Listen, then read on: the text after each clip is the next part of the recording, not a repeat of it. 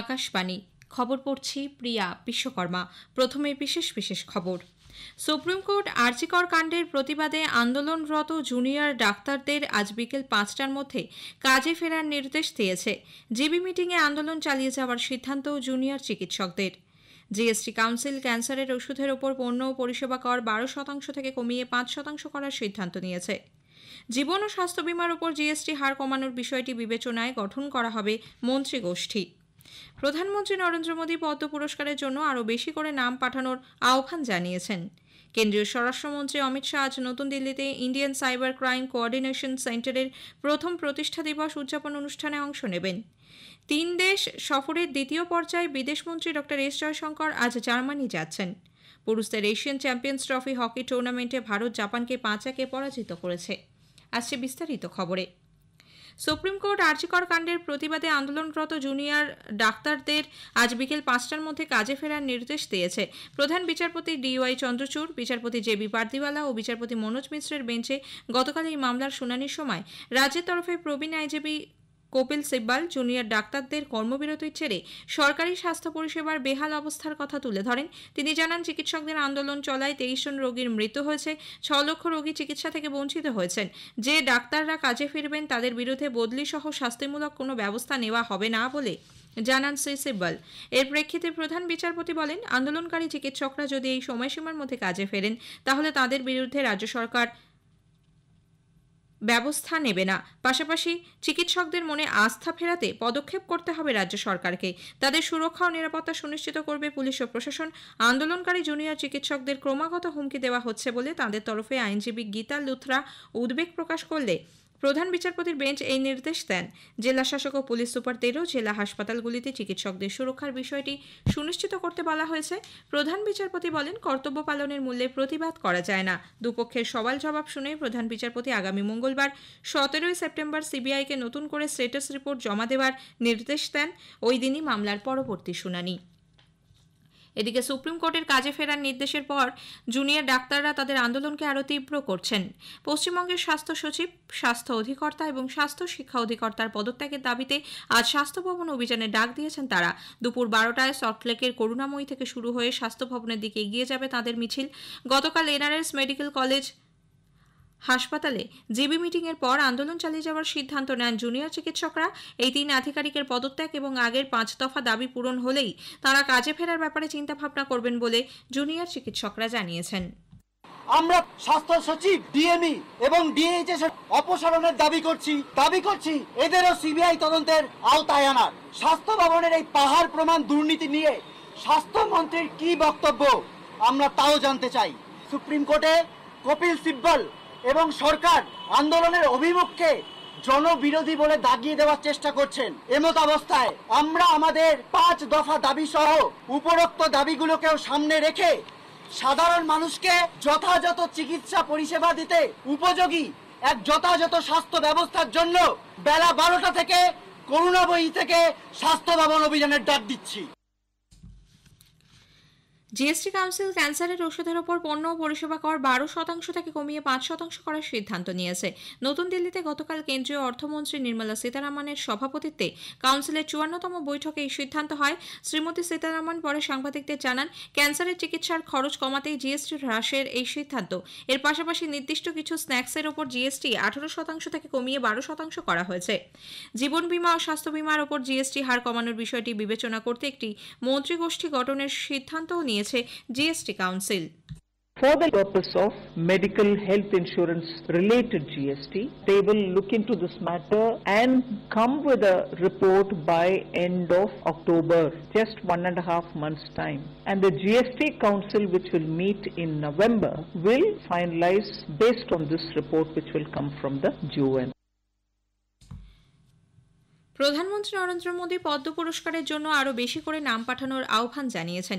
15 September মনোনয়নের সময়সীমা শেষ হচ্ছে। সোশ্যাল মিডিয়ায় এক পোস্টে তিনি বলেন, ইতোমধ্যেই বেশ কিছু মনোনয়ন জমা পড়েছে। গত 1 দশকে সরকার তৃণমূল স্তরের অসংখ্য বীরকে পদ্ম পুরস্কার দিয়ে সম্মানিত করেছে। এই সমস্ত ব্যক্তিদের জীবনযাত্রা অসংখ্য মানুষকে অনুপ্রাণিত করেছে। awards.gov.in ওয়েবসাইটে মনোনয়ন জমা দেওয়া যাচ্ছে।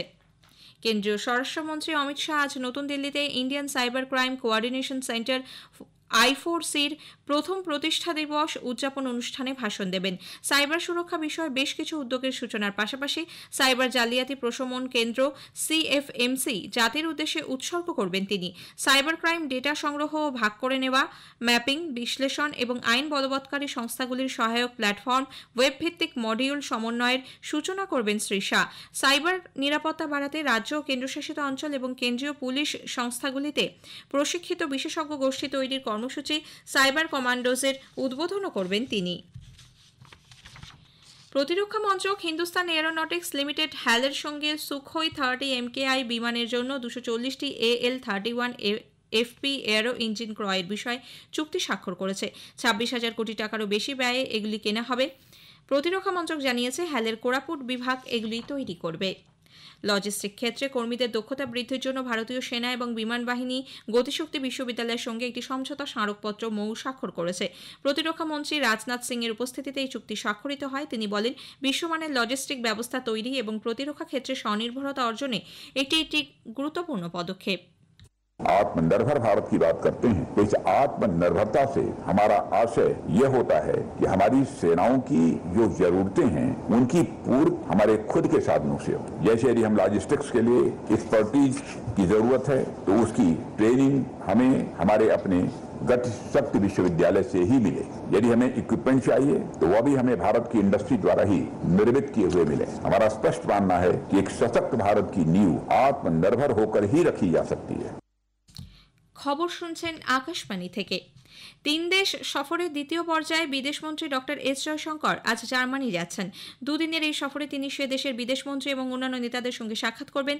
দ্বিপাক্ষিক সম্পর্কের পাশাপাশি বিভিন্ন ক্ষেত্রে সহযোগিতা বৃদ্ধির পন্থা পদ্ধতি নিয়ে আলোচনা করবেন তিনি। জার্মানি ভারতের অন্যতম গুরুত্বপূর্ণ বাণিজ্যিক অংশীদার। প্রত্যক্ষ বিদেশি বিনিয়োগের দিক থেকেও শীর্ষে রয়েছে এই দেশ।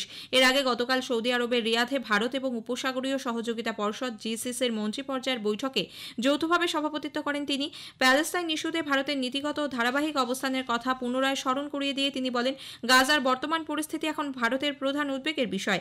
এই অঞ্চলে যুদ্ধবিরতির আহ্বান জানিয়ে তিনি বলেন, While we condemn acts of terrorism and hostage-taking, we are deeply pained by the continuing death of innocent civilians. Any response must take into account the principles of humanitarian law. We support a ceasefire as soon as possible. On the larger issue, we have consistently stood for a resolution of the Palestinian issue through a two-state solution. We have also contributed to the building of Palestinian institutions and capacities. Where humanitarian situation is concerned, we have provided relief and increased our support to UNRWA. Bharat ও সংযুক্ত আরব আমিরশাহীর মধ্যে পরমাণু শক্তি, petroleum সহ বিভিন্ন ক্ষেত্রে 5টি চুক্তি স্বাক্ষরিত হয়েছে। এর মধ্যে রয়েছে আমিরশাহী নিউক্লিয়ার এনার্জি কোম্পানি এবং nuclear power corporation of India লিমিটেডের মধ্যে বারাকা পরমাণু বিদ্যুৎ কেন্দ্রের পরিচালনা ও রক্ষণাবেক্ষণ সম্পর্কিত সমঝোতা স্মারকপত্র মৌ। প্রধানমন্ত্রী নরেন্দ্র মোদী গতকাল নতুন দিল্লিতে ভারত সফররত আবুধাবি যুবরাজ শেখ খালেদ বিন মোহাম্মদ বিন জায়েদ আল নাহিয়ানের সঙ্গে বৈঠক করেন। যুবরাজ আজ মুম্বাই যাবেন, সেখানে বাণিজ্যিক ফোরামে অংশ নেবেন তিনি। উপস্থিত থাকবেন ব্যবসায়িক ক্ষেত্রে দুই দেশের অগ্রণী ব্যক্তিত্বরা। জম্মু কাশ্মীরে বিধানসভা নির্বাচনের তৃতীয় দফার জন্য কংগ্রেস 19 জন প্রার্থীর আরও একটি তালিকা প্রকাশ করেছে। বিল্লাওয়ার কেন্দ্র থেকে মনোহর লাল শর্মা, বাসৌলি থেকে চৌধুরী লাল সিং, RS পুরা জম্মু দক্ষিণ থেকে রমন ভাল্লা প্রতিদ্বন্দ্বিতা করছেন। জম্মু পূর্বে যোগেশ সাউনি, রামগড়ের যশপাল কুন্ডাল এবং মারহে মুলারামকে প্রার্থী করা হয়েছে। এদিকে হরিয়ানা বিধানসভা নির্বাচনের জন্য 20 জন প্রার্থীর প্রথম তালিকা প্রকাশ করেছে আম আদমি পার্টি। রোহতক আসনে বিজেন্দ্র হুডা, ভিওয়ানিতে ইন্দু শর্মাকে প্রার্থী করেছে দল। পবন ফৌজি উচানা কালান এবং জয়পাল শর্মা ঘরাউন্ডা থেকে প্রতিদ্বন্দ্বিতা করবেন। উত্তরাখণ্ডের সোনপ্রয়াগ মুনকাটিয়া এলাকায় পাহাড় থেকে পাথর পড়ে এক ব্যক্তির মৃত্যু হয়েছে, আহত 2 জন। মুখ্যমন্ত্রী পুষ্কর সিং ধামি এই ঘটনায় গভীর শোক ব্যক্ত করে বলেন, খবর পাওয়া মাত্রই কেন্দ্র ও রাজ্য বিপর্যয় মোকাবিলা বাহিনী এবং সেক্টর ম্যাজিস্ট্রেট ঘটনাস্থলে যান। সরকারের তরফে সম্ভাব্য সব ধরনের সহায়তা করা হচ্ছে। চীনের হুলুনবুইরে পুরুষদের এশিয়ান চ্যাম্পিয়ন্স ট্রফি হকি টুর্নামেন্টে গতবারের চ্যাম্পিয়ন ভারত জাপানকে 5-1 পরাজিত করেছে। ভারতের পক্ষে সুখজিৎ সিং 2টি, অভিষেক সঞ্জয় উত্তম সিং 1টি করে গোল করেছেন। জাপানের মাতসুমোতো কাজুমাসা 1টি গোল শোধ করেন। শেষ করার আগে খবরের বিশেষ কিছু অংশ আরও একবার। সুপ্রিম কোর্ট আরজিকর কাণ্ডের প্রতিবাদে আন্দোলনরত জুনিয়র ডাক্তারদের আজ বিকেল 5টার মধ্যে কাজে ফেরার নির্দেশ দিয়েছে। জিবি মিটিংয়ে আন্দোলন চালিয়ে যাওয়ার সিদ্ধান্ত জুনিয়র চিকিৎসকদের। খবর শেষ হলো।